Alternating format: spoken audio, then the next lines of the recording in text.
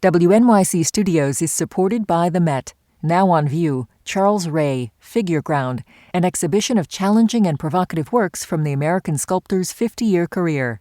Learn more at metmuseum.org. WNYC Studios is supported by NerdWallet's Smart Money Podcast. Your dreams for 2022 are closer than you think.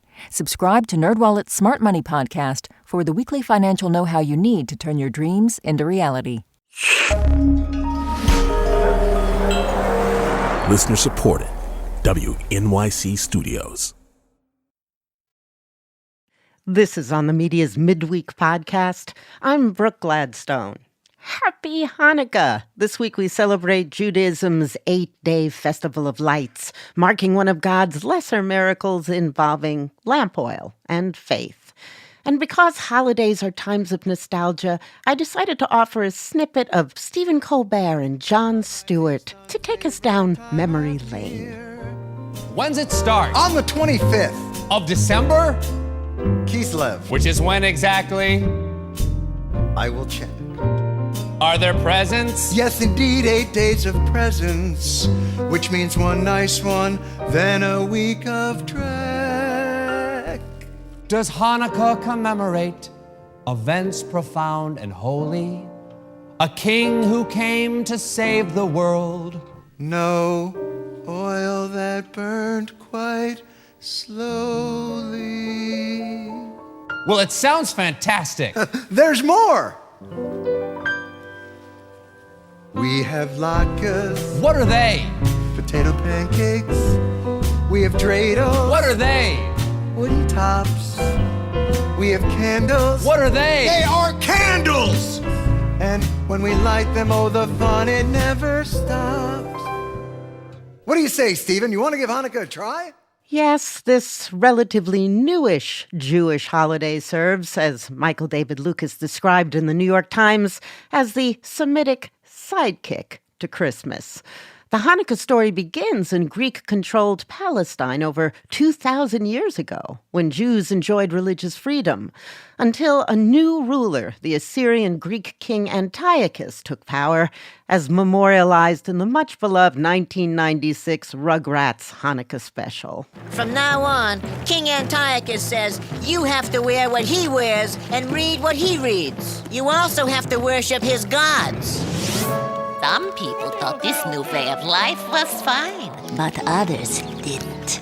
If that new king catches us with our old books, we're gonna get in a lot of trouble. I don't care. These are the books our forefathers read, and our 5 fathers, and our 6 fathers, and I'm not stopping now. Judah, or Yehuda, and his small band of followers, the Maccabees, defeated Antiochus.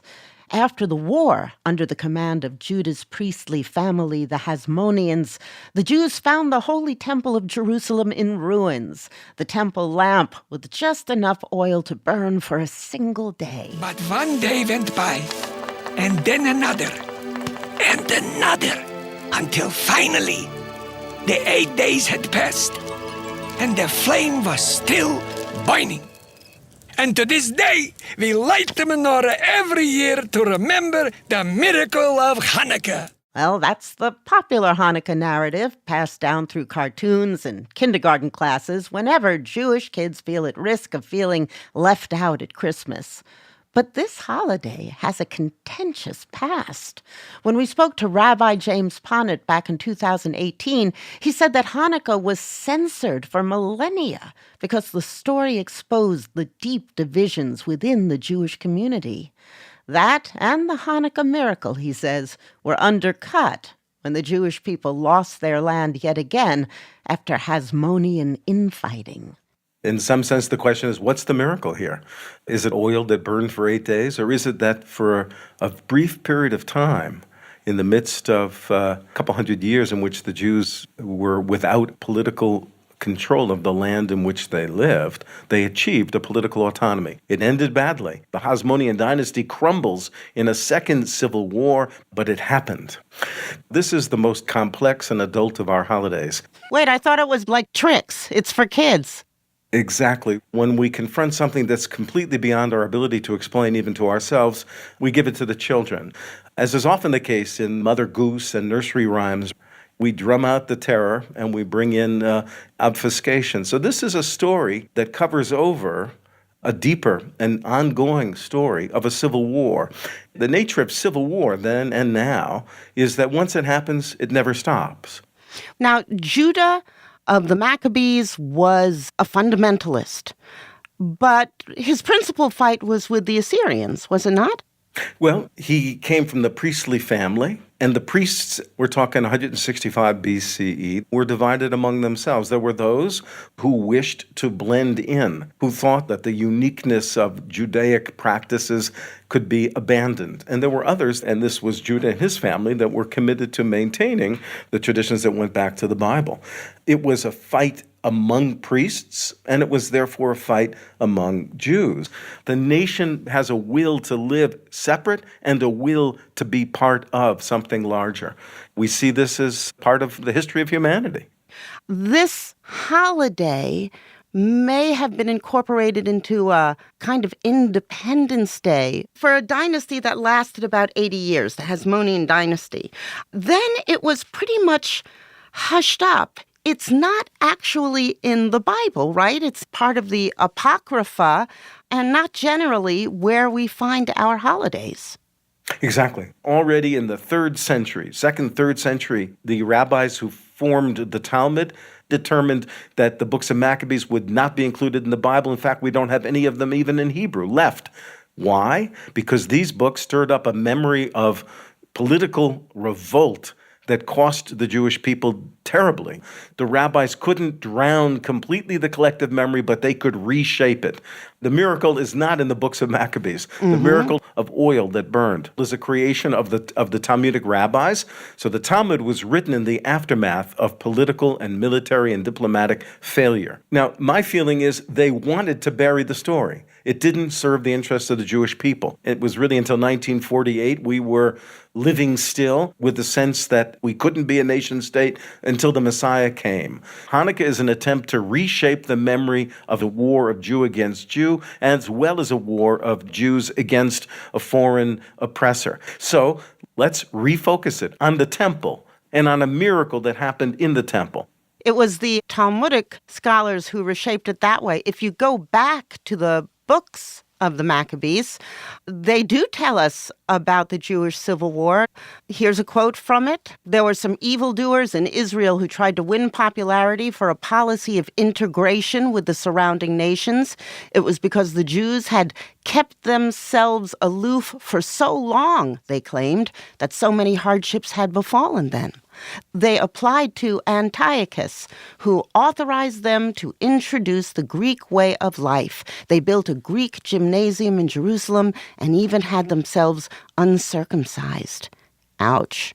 Exactly. What a stunning example of the radical capacity of the Jewish people then and now to will itself out of separateness, out of particularity, out of the burden of being a small, embattled nation into a larger participation of the super global culture of the day. We're still caught in that struggle. You co-officiated Chelsea Clinton's interfaith wedding in 2010. Interfaith ceremonies are probably the most controversially assimilative thing that a rabbi could do. That's correct.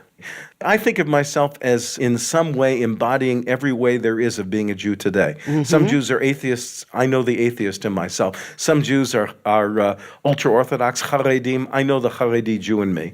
I believe in the reality of a Jewish people that is at war in many ways against itself, but I embrace every aspect of it in an attempt to live within the war zone without going fully to war. Getting back to the political evolution of the holiday. It was rediscovered in modern times to enable Jewish kids not to feel left out during this season, but it was also embraced by the Zionists and proto-Zionists. Yes, the image of the Jew as a military figure is absolutely critical to the standing and stability of the state of Israel. As a matter of fact, the tactics that Moshe Dayan deployed in the 67 war, the Six-Day War, actually benefited from a reading of the tactics used by the Maccabees, the Hasmoneans, against the Seleucidian Greek armies. Is it fair to say that Hanukkah feels a bit more urgent lately? It is our most urgent holiday because it's the holiday of the will to power and the dangers of power. It is a holiday that is both a call to arms and a warning about what arms can bring about. It's all there. The Jews of the diaspora are choosing not to be fully part of the political exercise of power in Israel today.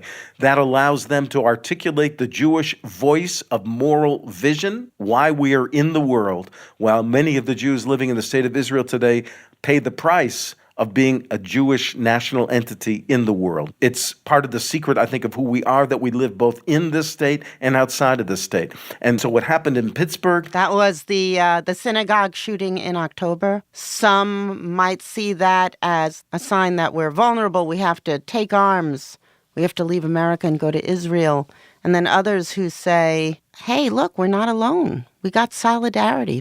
You're right. There were allies. There were Muslims, blacks, and others that ran to our aid. And there were policemen who were on our side. It wasn't a pogrom, although some Jews in the United States experienced it that way. And the media kind of flamed it that way, a pogrom. And yet, it was a tragic invasion of innocent people. And now synagogues in America will be ringed with police, I imagine, for quite some time. The right wing in Israel believes that we are terribly vulnerable. We could be destroyed, God forbid, at any time. The left wing believes we are completely insensitive to the moral blindness that motivates us, and that we are strong enough to make major sacrifices so that we can bring about peace. How would you prefer we celebrate Hanukkah? I think it needs to be opened up to the most serious kind of discussions such as you and I are having today. What does it mean to be a Jew in the world? The miracle of Hanukkah is that the Jews returned to the world. They didn't just leave it. There was an attempt then, and there have been repeated attempts to remove the Jews from the world. So there's a miraculous sense that a people that was doomed recreated its old language, has taken political control of its own land, and is now in the deeply ambiguous and sometimes very ugly and brutal moral frontier of being a nation state in an age where the nation state is itself, as a system, facing a possible extinction, and greater than that, the larger possible extinction, God forbid, of the whole species, as we look at universal issues that we Jews need to address. That complexity is what Hanukkah is about, who we are. So you would love it if we would celebrate Hanukkah asking those questions, but absent those questions, would we be better off without it? I don't think so, because the kids would get depressed. Well, the kids would get depressed. We would be diminished without that memory. It's like saying if we could redo Jewish history so that World War II didn't happen, wouldn't you do that? Doing that would be like attempting to turn life into a fairy tale. Much of the Bible is a fairy tale. Either it's a fairy tale or it is some kind of a deep expression of something going on in the Jewish imagination that is alive and well still. It's hard to be a human being. Therefore, it's hard to be a Jew. Schwer zu sein a Yid. I wouldn't give it up. I wouldn't give it up. I would keep it. A Jew invented the term the melting pot?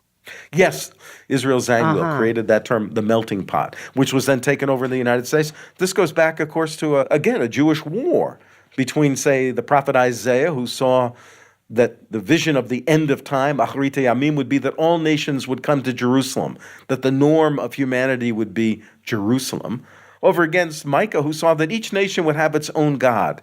But both of them felt that either through a universal standardization or through a pluralism, there would come about an era where nation would not lift up sword against nation. They yearned for and believed that peace could come, but they were prepared to live in the pre-utopian world. And that seems to me the art of being a Jew, somehow finding a way to live in the world even as you are at war against it and against yourself. And that strikes me as the stuff of this holiday. So I wouldn't get rid of it, not at all.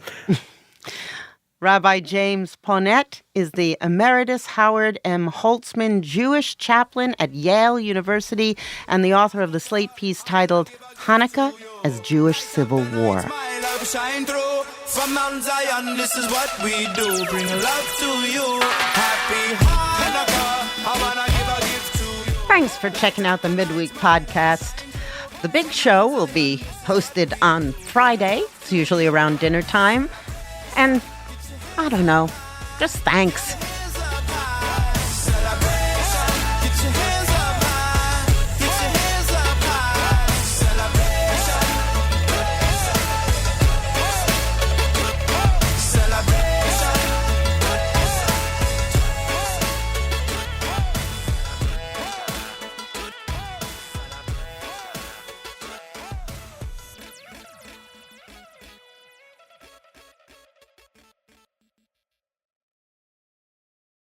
WNYC Studios is supported by NerdWallet's Smart Money podcast.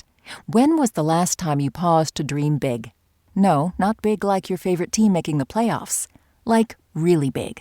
That's where NerdWallet's Smart Money podcast comes in. Whatever you're dreaming of, NerdWallet's Smart Money podcast has the financial advice you need to finally get there. Get ahead and stay ahead of your finances with weekly nerdy wisdom from money experts Sean Piles and Liz Weston. Find NerdWallet's Smart Money podcast wherever you listen to your favorite shows.